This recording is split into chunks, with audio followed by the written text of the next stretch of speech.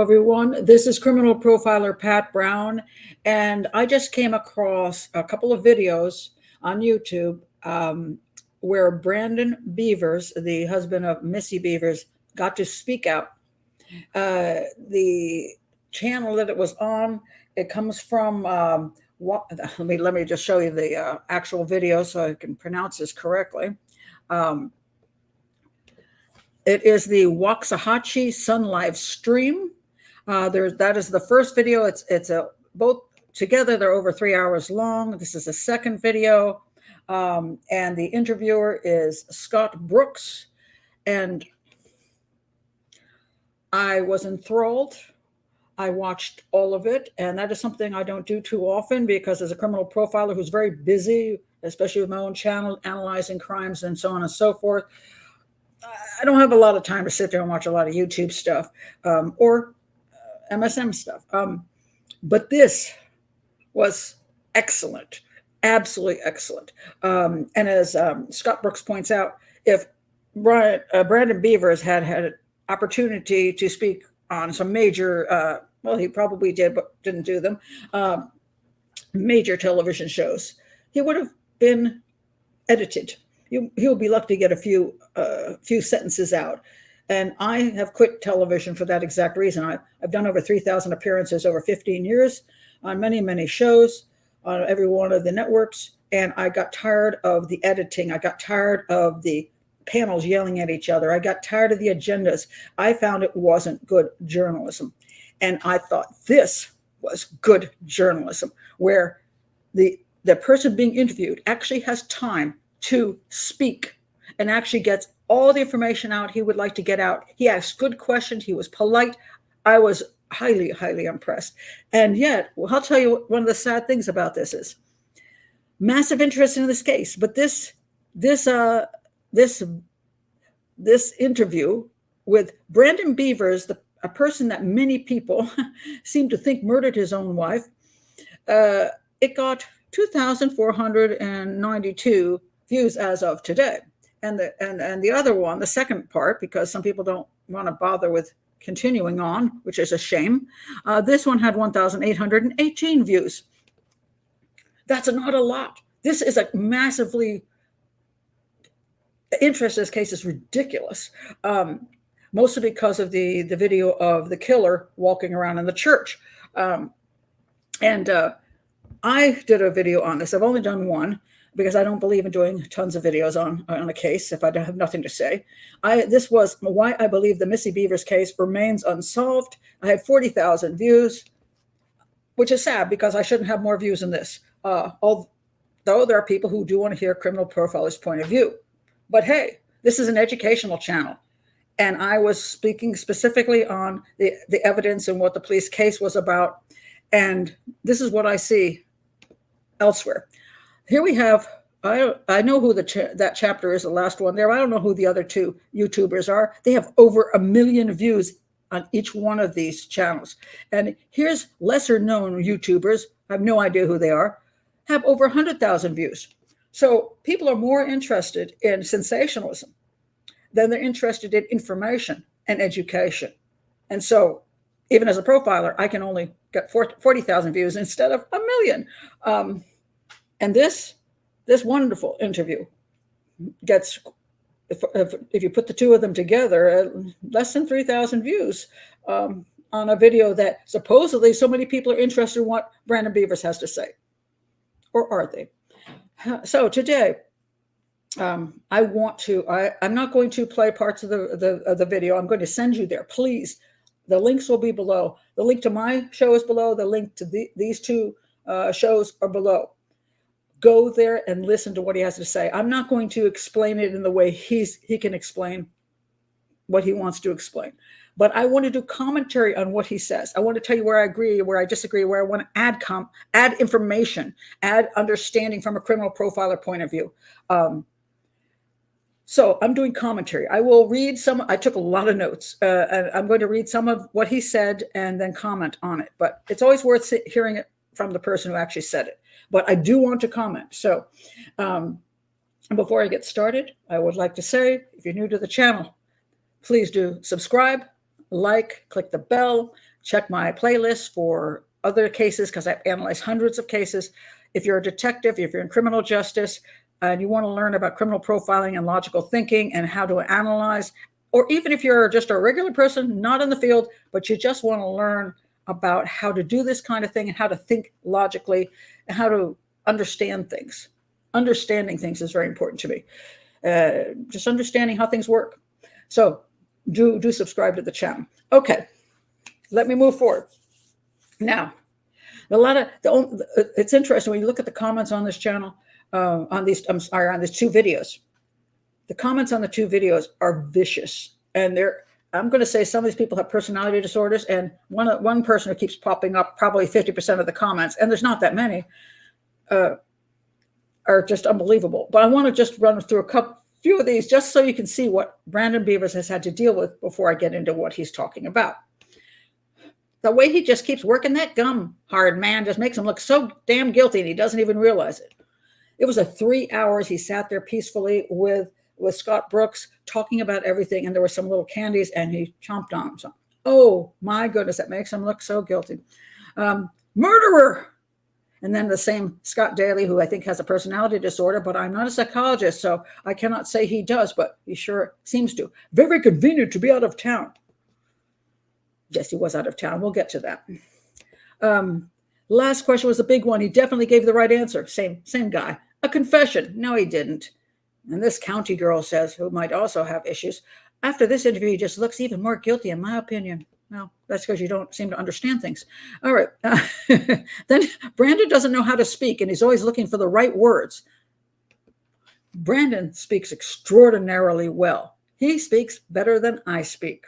His command of the language and the way he communicates is really great and very easy to listen to and very easy to understand. He could do television and radio. He could do better than me. You know, I tend to be kind of sloppy. So this guy, it's not because he's choosing his words so carefully so he won't make a mistake. It's because he's intelligent. I guess you just don't know intelligent people. What about Missy?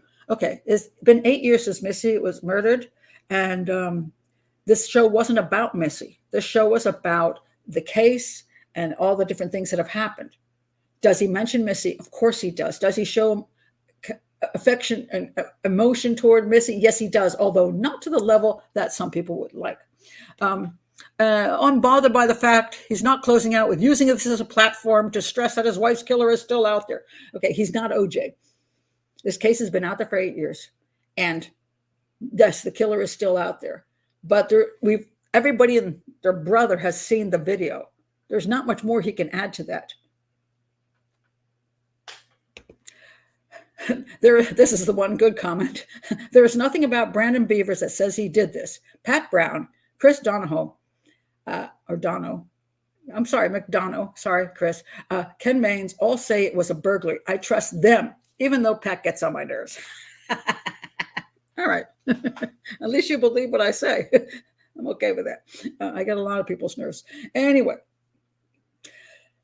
that's the kind of stuff he's been dealing with for 8 years. And that's what's all over the internet, because all these YouTubers come out and they throw this crap out there and they go, what do you think? Do you think he did it? Do you think his father did it? Oh my God, his father walks like this. And so did the killer. So his father is guilty. I hate this kind of stuff. I hate garbage on the internet. I hate grifters, people just out there to make clicks and money and don't care about the truth and are just riling people up. I don't like this, and it's always bothered me, and I speak out strongly against it. Okay, that's my little speech for that. All right, let's get on to what Brandon Bevers had to say. And again, please watch the original. I'm just going to run through some of the notes because I want to point out what people have, the questions they've had about him, and some of the nonsense that's been out there is just crazy. All right. He's talking in the beginning about why he was out of town. He had an alibi, and his father had an alibi. Both of the men were out of town, so freaking far away that they could not have committed the crime. He was on a fishing trip, or an attempted fishing trip, over 8.5 hours away by car. His father was in San Diego. Now, if you can't get through your head that people who are not even in the vicinity when there's a murder couldn't have done it, you're kind of stupid. Could they have hired a killer, as some people then go to?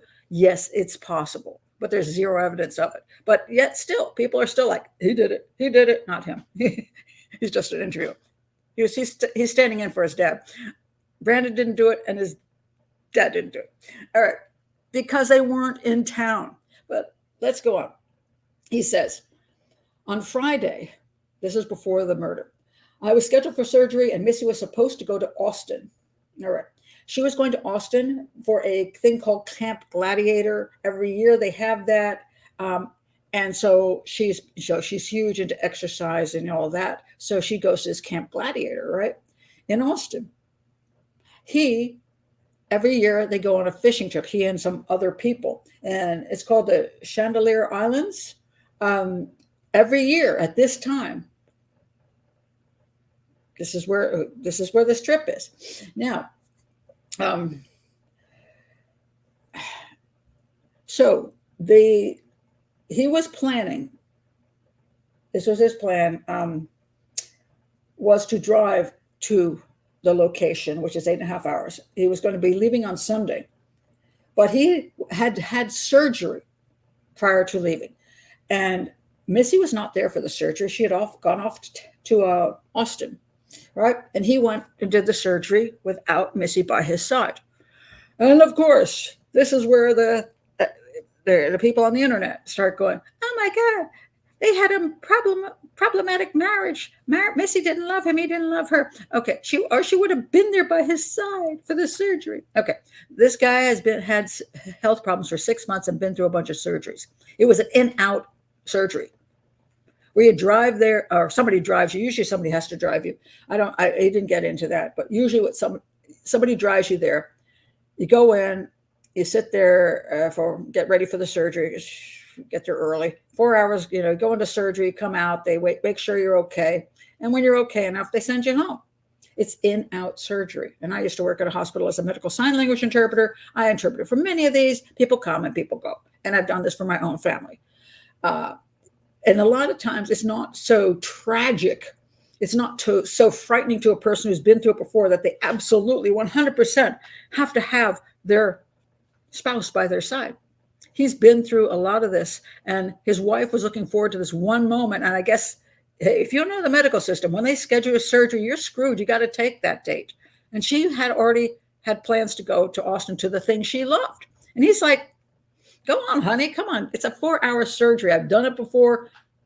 Take off.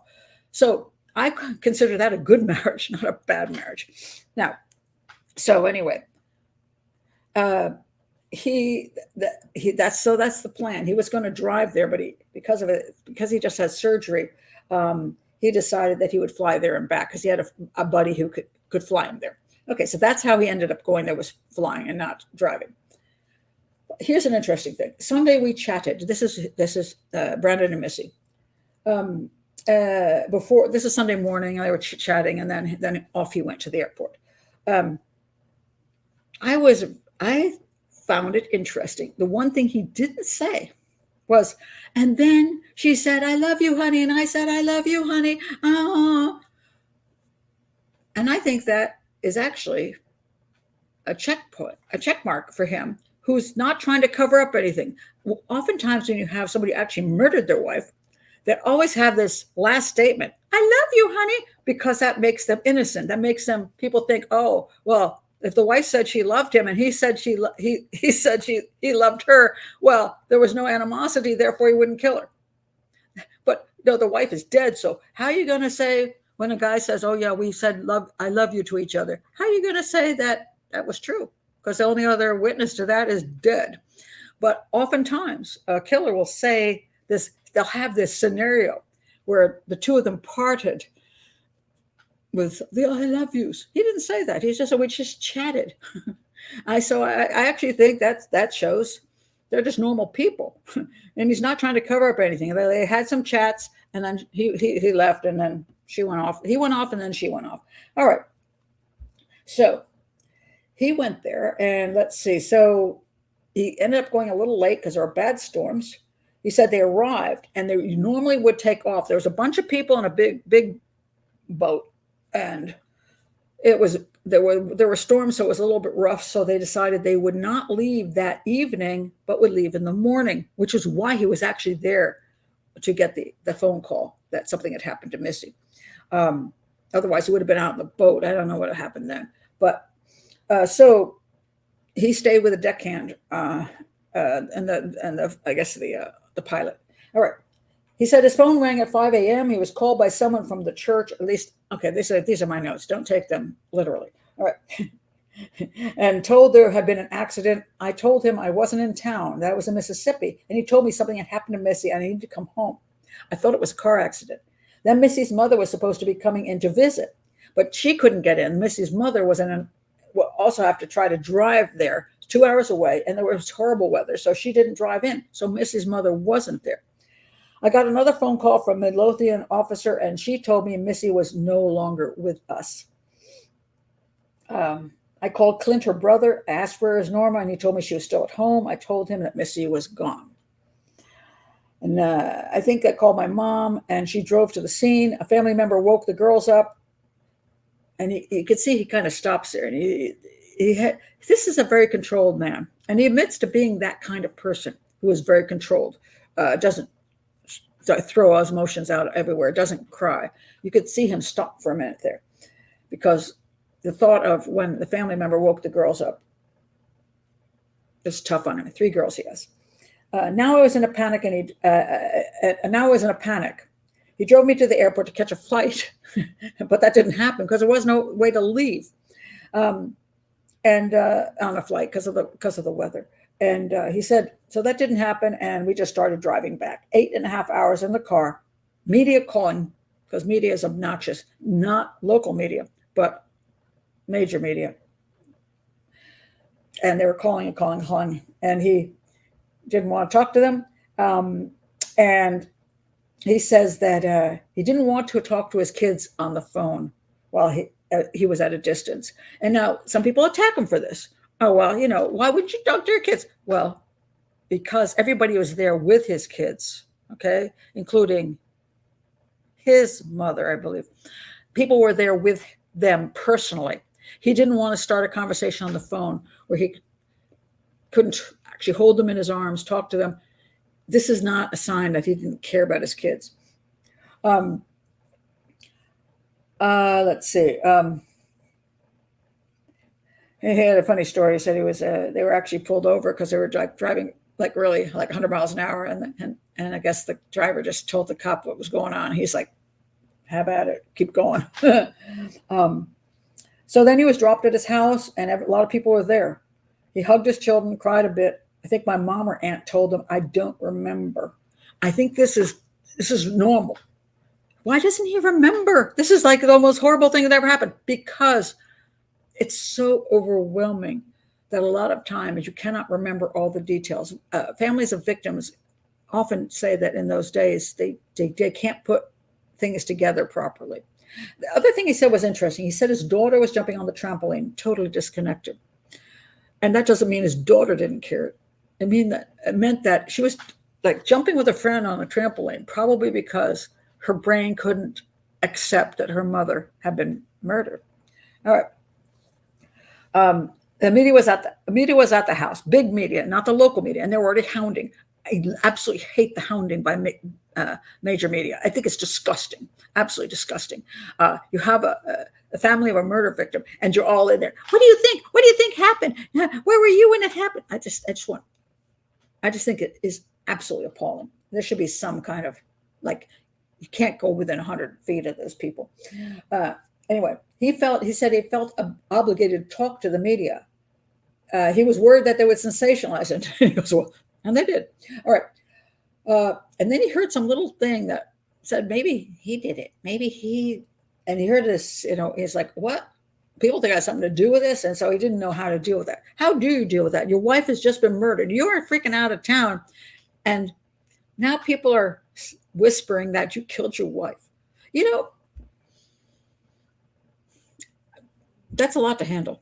That is a lot to handle. And the media definitely provoked making him a suspect without ever getting the information before they went there.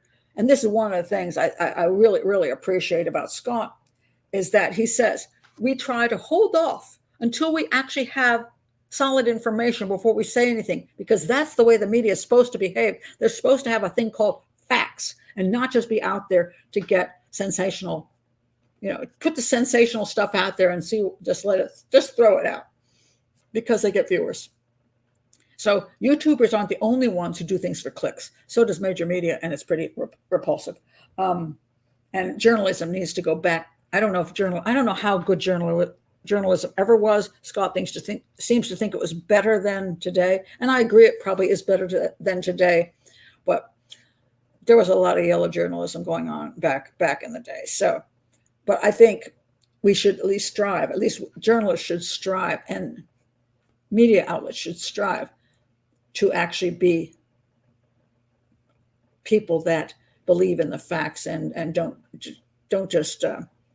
just basically burn everything in their path so they can make money. All right. So anyway, so let's see where we are here. One of the things he says is I thought when I heard about it that she walked in on a burglary, and pretty much so did everybody else that was knowledgeable enough or knew Missy. They just thought she walked in on a burglary. And so he didn't think at that point that anybody he knew was going to become a suspect. Now, he said that, now, one of the things I want to say that impresses me tremendously about Brandon is that he is absolutely fair about the police. I am impressed. It's very hard to be fair about the police when you're in a situation where they have to consider you a person of interest, at least for a while. And he's extraordinarily reasonable about that. He didn't lawyer up. He didn't refuse to talk to them. He's not angry with them. Even now that they don't talk to him because it's 8 years, and they just know he says he sends an email to them every month, and they doesn't get a response. It's because at this point they have nothing to say, and they don't want to keep. They're just like, okay, it's basically shelved unless something comes in. That's the way it works. And he at least is cognizant of that and rational about it. And this is like one of the most rational human beings I've come in contact with. Well, I didn't contact him, but had the pleasure of hearing talk. And I'm impressed with the fact that he can be this rational. I mean, as a profiler, you don't see this too often. And I'm just, especially about the police, because everybody's into conspiracy theories and the police don't care, blah, blah, blah. He's not saying that. So he says this.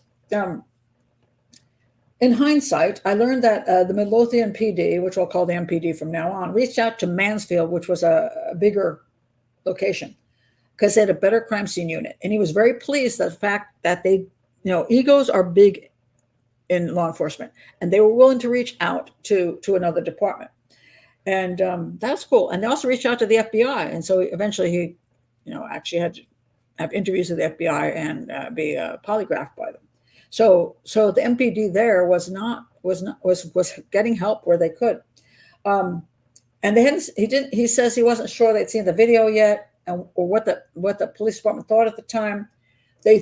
It seemed like they were saying it was likely a burglary, but let's go with it as a homicide and cast a wide net. Now I'm paraphrasing a lot of stuff during this because I'm typing. And I like that. He's correct. You can believe something, but like, for example, I believe it was a burglary that was interrupted. I absolutely believe this. I believe this, but if I were working on the case, I would keep an open mind. Not have tunnel vision. Okay, this is what it looks like, but let's investigate everything else, cast a wider net, make sure we don't screw up, make sure that we don't, I'm not going to bother to interview him because he was out of town. Well, maybe he was, but maybe it was a hit. I would keep my options open until I could basically eliminate all the other possibilities and arrest somebody, and then that would be proof. So the fact that he understands this is quite something. His dad, Randy Bevers, and I met the detectives at the station. They asked where I've been, and when they walked out of the room, the dad looks at him and goes, should you get a lawyer? And he said, no. He said he didn't think it was necessary because he was willing to assist them in finding out what happened. He wanted to help and did not ask for a lawyer. Of course, he was out of town, so unless it was a hit, he was not involved.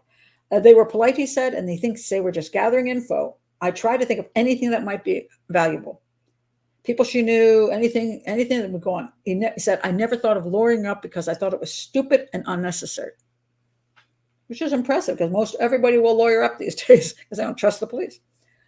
He said he didn't really know what the MPD was thinking right at the time, or that they were looking at his father because he was in San Diego and had to fly in. So why would they be looking at Dad?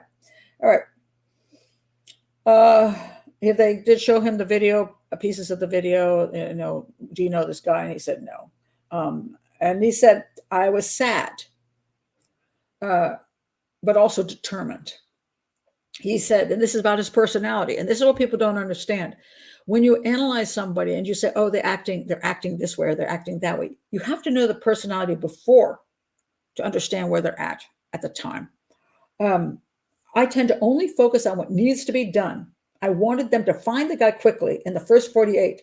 I didn't feel the police were coming down on me, and I was sure they had their suspicions. But if I were in their shoes, I'd be looking for answers too. He's just a type of guy that is rational and says, I want answers. I don't want to waste my time with a bunch of other crap. My father was in San Diego and he dropped everything and came in for my emotional support. There are people who make comments and they said, oh, he had a smirk. Okay. People say I have a smirk almost all the time. I also laugh during my shows on homicide. I have a very dark sense of humor. Things strike me funny sometimes in a way that maybe they shouldn't, but they do. Doesn't mean I don't care. It doesn't mean I'm a psychopath and have no emotions and no empathy. It means that this is the way, especially working in the field for, what is it now? Almost 2.5 decades. This is the way I am. And it's my personality. So he has a personality where his dad had a smirk. Well, I smirk too. And so does that make me mean that I'm questionable? Anyway, his father smirked. Why did his father smirk? He said, well, it was all to do with his dad's bloody shirt. And the bloody shirt thing, I'm sure there's still rumors going around about that. His father dropped a bloody shirt off at the dry cleaners. And people said, oh my God, that proves he's the killer. Besides, he has that limpy thing and it matches the killer. And he's dropped a bloody shirt off. But the guy was in San Diego at the time of the murder. So how would that bloody shirt even be connected to the murder? Think about it. And do you really think that if he killed somebody, he wouldn't throw the bloody shirt away? I mean, maybe if your shirt gets bloody and you like the shirt and it's not connected to a murder, yeah, you take it to the dry cleaners and because you like to get the shirt back. But I'm pretty sure if you murdered somebody, you can give up the $20 or $30 shirt. Just throw it in the trash bin someplace, burn it up. But oh no, it was, but it turned out he didn't know why this stuff was happening with his dad and this bloody shirt thing. Dad told him that what had happened was the dad went to stay with his sister, and the sister's dog killed his wife's dog, the stepmother, killed her dog. So it was a bigger dog, killed this little thing, the little chihuahua. And I start laughing because that's what I think of chihuahuas. I'm like, I understand, dog. Anyway, it's not sometimes a good thing to put two dogs that don't know each other, and especially a smaller dog is easily killed by a bigger dog. Anyway, it's a bad situation. And he didn't want to say, hey, Brandon, by the way, your sister's dog just killed my wife's dog. He didn't want to add that, so he didn't tell him. And then he just took the shirt off to the dry cleaners. And so this turned into a big brouhaha. And so when the media came up and started harassing him, he just he did that. So kiss my ass, as Brandon put it. It's like, that's what he's thinking. Oh, you're idiots.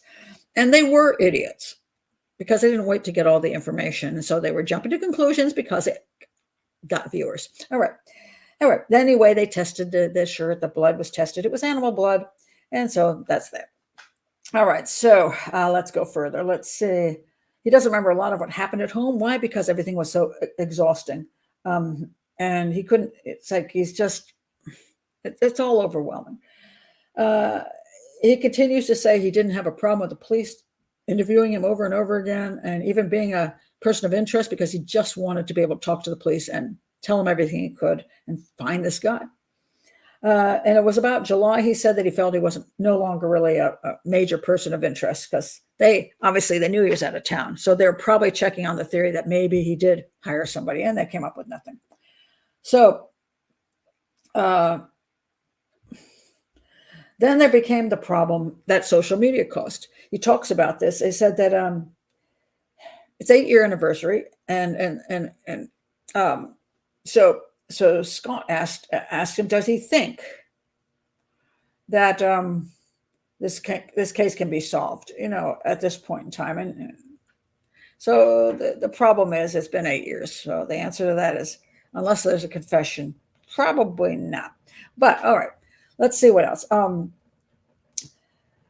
Then there was the issue of the true crime followers. Scott asked, do you think they helped or were a hindrance? And he was absolutely 100%. They were a hindrance. And yes, you all out there who are true crime followers, if you're not there for the education, you're there because you're like addicts to true crime, because you're addicts to this reality show that's going on, and you want to get all involved. You want to solve the crime. You are not the police, and you do not have the ability to do it. You need to tone it down and stop calling the police with all your stupid tips, which have nothing to do with the crime. Whether you're a psychic or you've got a great idea, this is what he says. The police are inundated with tips, and they have to waste all that manpower and time having to pay attention and possibly even investigate your stupid tips that have nothing to do with it. There's only a few people that would know what happened in this crime. That would be the guy who did it. Maybe his girlfriend, if he opened his big mouth or left the weapon in the house and said, hey, can you get rid of this for me and bury it in the backyard? Maybe that person. Maybe a couple guys he drinks beer with. There are probably only like half a dozen people that could even have a hope of knowing that who the killer is. And the rest of you are full of crap. Stop calling up the police with nonsensical, I figured it all out because I'm like a crime sleuth from the internet. I'm an internet sleuth, and I know what happened. Let me tell you, just a waste of time for the police. Amount of money, and you want actually to find the killer of Missy? Stop calling the police. They don't have time to do the real job when you are interfering with it. So, yeah, I'm with him on that, 100%. And he said there's so much irrational stuff coming in that they had to filter through.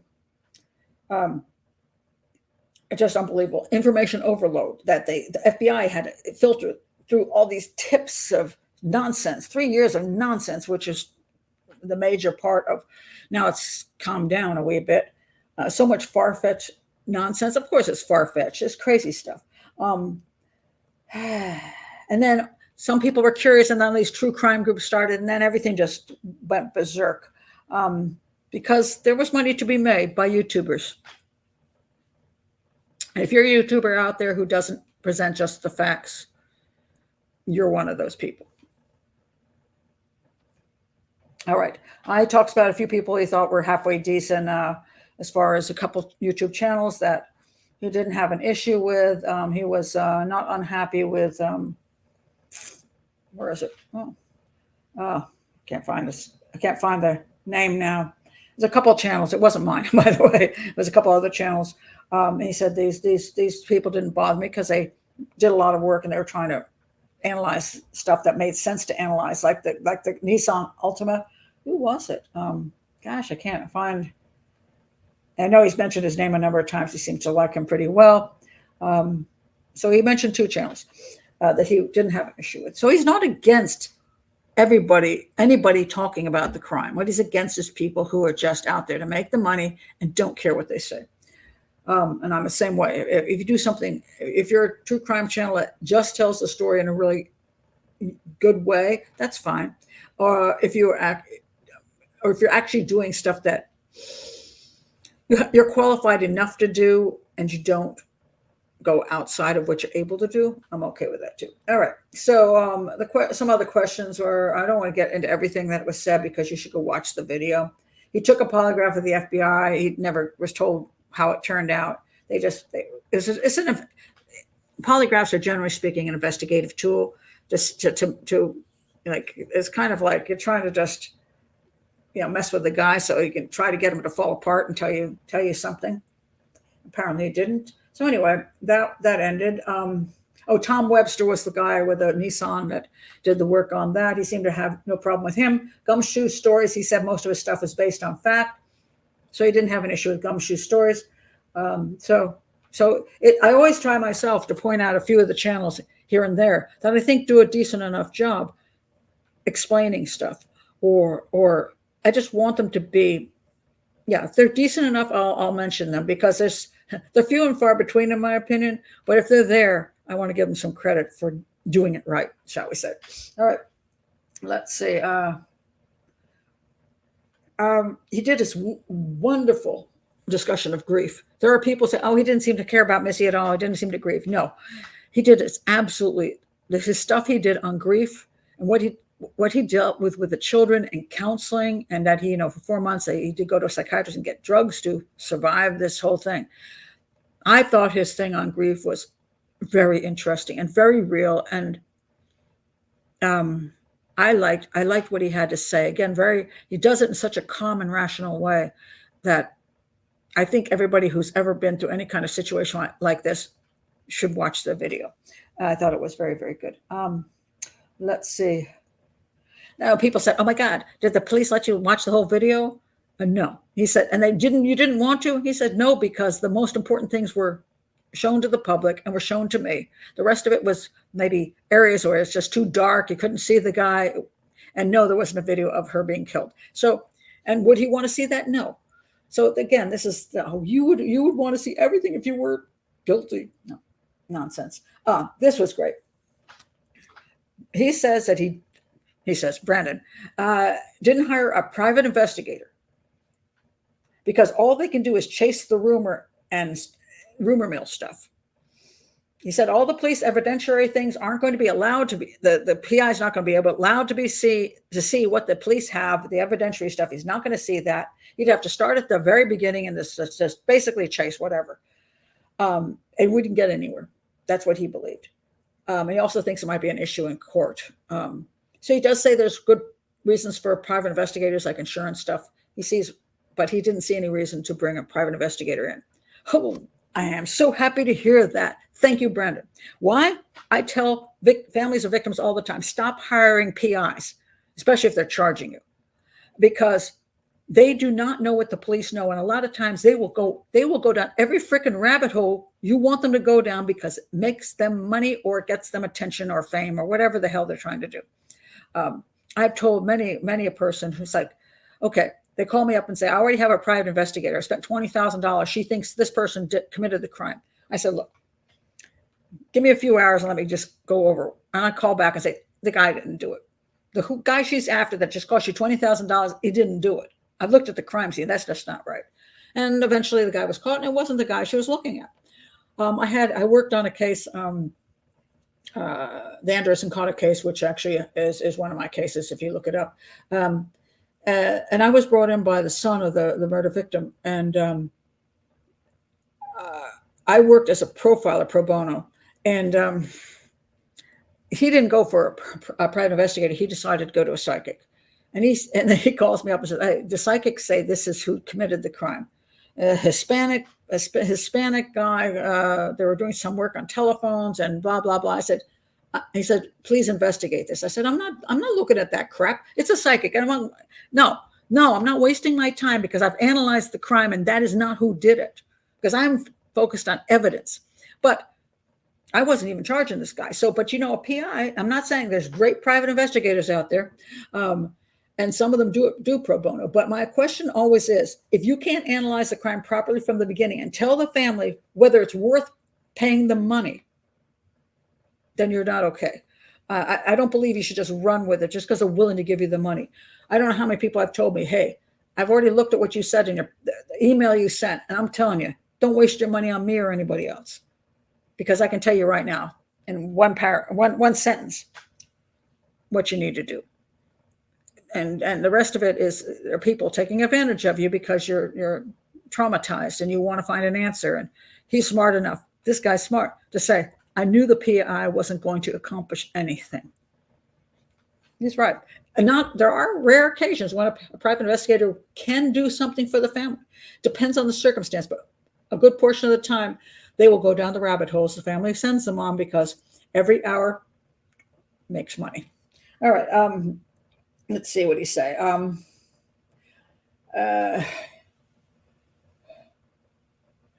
This is interesting. He said he's baffled by 3 years of the stuff out there on social media, just the horrendousness of it. He said, the loss of Missy, the kids I had to take care of, the investigation and the questions, being out in public and people stare at you. All of that is so hard to deal with. I had no idea how to deal with it. I said he didn't read crap on social media, but so much of it got to him anyway. And there was somebody who reached out to him saying, oh, I care about you and I think you're innocent, blah, blah, blah, blah. And then they just basically turned on him and did all kinds of sneaky, crappy things, and probably a psychopath who manipulated him. And he says some of the and then he finally realized, hey, this guy's like a creep. So he got smart. But you're dealing with all this stuff and somebody reaches out to you. Maybe you just you think, oh, maybe this person's actually genuine. Anyway, this was an interesting one. You just said there were accusations that the company we owned was dealing with Mexican nationals, and then we got MS-13 to kill Missy. Get out of here. Come on. This is the kind of nonsense out there. He said some huge conspiracy theories also included all of law enforcement. And if any of you are following the Karen Reed case right now, the defense and half the internet is saying that Karen Reed, she was arrested and charged with basically drinking with her boyfriend, her police officer boyfriend, and she drove him to a place where he was going to go to a party with another police officer and some friends. And he got out of the vehicle and they had some argument or something. And she supposedly, according to the prosecution, backed into him, hit him, and drove away. And then he died of both blood loss from the accident and hypothermia from sitting in a snowstorm all night. Now, the case is not finished. And so if you see this way later, you'll know there is ending result. But the defense and a whole bunch of people on the internet believe, just like they believe he killed his wife, even though he wasn't even in town, that the police officer, John O'Keefe, actually did go into the house and was beaten up there and attacked by a dog. And then they dumped his body on the front lawn of the same house, which is so smart. And the conspiracy theory is everybody who was in the house at the party is a lying dog, and everybody they know is a lying dog, and the AMTs are lying, and the police are lying, and the lab is fabricating evidence. I mean, the conspiracy gets huge, So a lot of times conspiracy theories are people's wild imaginations where they want to connect 20 dots that don't need to be connected. It annoys the heck out of me because, hey, that's not the evidence. Look at the evidence. Now, I'm not saying this is Karen Reed trial is still going on. I'm not saying whether there's still things to be presented by the prosecution and the defense, but I'll tell you this, there's no massive conspiracy the way they're presenting it. And in this case, well, they got what? They got MS-13 to come and kill Missy for reasons completely unknown, and then the entirety of law enforcement is in on it. All right. Now, let's see. What else do we have here? He comments about the original type of true crime stuff. He said the fictional stuff, which was pleasant, Nancy Drew, Agatha Christie, Columbo. I agree with that. The stuff that was it was fiction, and you were curious about how to solve the puzzle. It wasn't about serial killers and watching them mutilate people and creepy, bloody stuff and all that. And then the news media, at least at some point, did try to present the evidence not evidence. They presented the facts that they had supposedly found to an audience, and that was that. But now, which I think was really cool, Scott pointed out, he says that there's no filter anymore. Everything's immediate. So somebody puts out something on the internet, and then the audience jumps onto it. And he says the audience is actually provoking the audience. It's like none of these people are actually journalists or have any skills. And they toss out a lot of irrelevant stuff. Everything's very superficial, and it's all about to me, it's just a big fat reality show. And I think that a lot of the YouTubers that put this crap out are like drug dealers. They throw out the drug. Hey, I just learned this. Oh, guess what? There was a photo of this. Oh, I heard that so-and-so. They throw out drug drugs to these people, and they need another hit. They need another hit. And if you're one of those people that needs another hit, you might go to an addiction clinic, a true crime addiction, but it's because it gives you a buzz for all the wrong reasons. All right, so let's see. He calls it's on social media a big rolling turd. There, he didn't use such fancy language. Can you all understand it now? I agree. Big rolling turd. And also the fact that, he said, I'm not here to convince people of anything, because you can't convince those people. And I will tell you this, if you're those people and you come and put comments below, I will block you if I can see it, because I don't like bullies and I don't like people who don't care about the truth. Again, which was Missy targeted? He doesn't believe Missy was targeted. I don't believe she was targeted. The police chief doesn't believe she was targeted. Sorry, let me in my throat. Anyway, I'm just about to the end here, which is good because I'm okay. Just at this point, it appears that they don't know who did it. Why? Because it's probably some, as I pointed out, a loser psychopath who decided to go put some getup on and go burgle the place. And poor Missy came in and he freaked and killed her. I don't believe there's DNA, otherwise they would have something to go on. So I believe Brandon's right. What would solve the case? Well, a confession. Maybe the guy commits some other crime and they bring him in and somehow he rats himself out. Or I say the girlfriend, maybe he says something to her in a drunken state. Maybe there was a weapon that this is one thing I disagree with the police. That sometimes if there's a weapon involved, you don't have to say how the weapon was used. You don't have to say where the shots were fired or where the stabbing happened or where the hammer hit, whatever the weapon was. You don't have to explain how the injuries manifested. Why? Because nobody outside of that crime, it's not going to help them to know how the injuries were put together. It might help within the crime, but not outside the crime as far as the general public goes. But there wasn't one of the crimes I remember this detective talked about where they didn't give the information up of a kind of knife that was used in the crime. And later on, when they found out many years later that guy, the killer, had actually given the knife to his roommate and said, "Can you go bury this in the backyard or throw it away," or something like that. And the roommate's like, "Well, that's weird." But the roommate hadn't heard about the crime and he hadn't heard there was a knife used in the crime. So he didn't think about it in the way he should have thought about it. So I always believe if you have a specific gun or a knife there was another crime. This was in Maryland. I was so proud of the police chief on this one because there was a serial killer and he had strangled a woman on a bike path or jogging path. And he had left footprints. And this smart police chief, actually is the one that was involved in the sniper stuff. I've forgotten his name. It's been so many years. But they got the footprint. They found which sneaker it was, what tennis shoe it was. And they got a picture of the bottom of the tennis shoe and the size. The guy had like huge feet. And they put that out to the public. Now, one of the reasons police often don't want to do that is because they say this thing. Well, we don't want to let the guy know what we know. Of course, the guy actually already knows what you know. If you stab somebody with a certain knife, pretty much the police know. They know what the caliber of the gun was. They know what your footprint looked like. It's not like they don't know, that the police know for the most part. And the idea is that if you don't let the guy know, he might just keep that item. And when you then catch him, he will still have the item on him. And that's a nice thought, but half the time that's just simply, you never catch the guy. So you never actually find the item. And by the time you do find out he did it 20 years ago, that item is so freaking long gone, it's not going to help. So they went out publicly and said, the Jolly Green Giant committed this crime. Here's his shoe. And the next door neighbor of the guy who killed her, saw him holding the shoes and running out the backyard to throw them in the woods. And they caught him. And this is, as far as I know, it was his first homicide. That was a serial killer who might have killed 20 more women. They caught him.